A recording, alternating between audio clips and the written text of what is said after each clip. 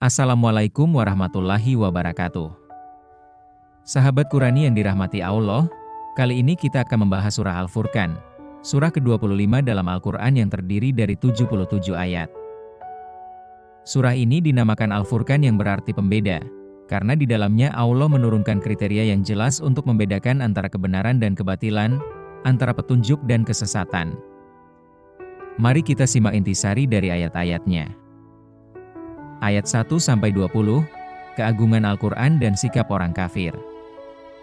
Surah ini dibuka dengan pujian kepada Allah yang menurunkan Al-Furqan kepada Nabi Muhammad sebagai pembeda bagi manusia. Namun, orang-orang kafir menuduh Al-Quran hanyalah kebohongan dan sihir. Mereka juga merendahkan Rasul dengan berkata, "Mengapa Muhammad hanya manusia biasa, makan dan berjalan di pasar?"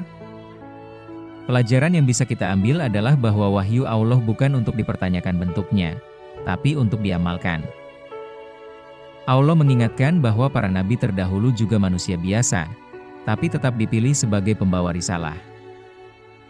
Ayat 21-44, tanda-tanda kekuasaan Allah. Allah menantang kaum kafir yang selalu meminta bukti-bukti nyata. Padahal, tanda-tanda kebesaran Allah sudah jelas terlihat di langit, bumi, pergantian malam dan siang, turunnya hujan, dan penciptaan manusia.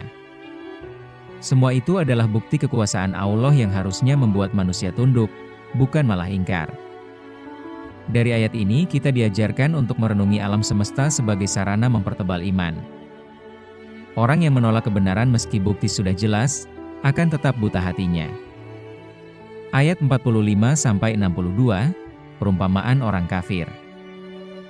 Allah menggambarkan keadaan orang kafir yang mengikuti hawa nafsu.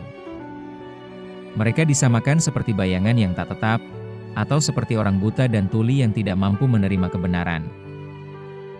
Allah juga menegaskan bahwa Dia menciptakan matahari sebagai pelita, bulan sebagai cahaya, dan air sebagai sumber kehidupan.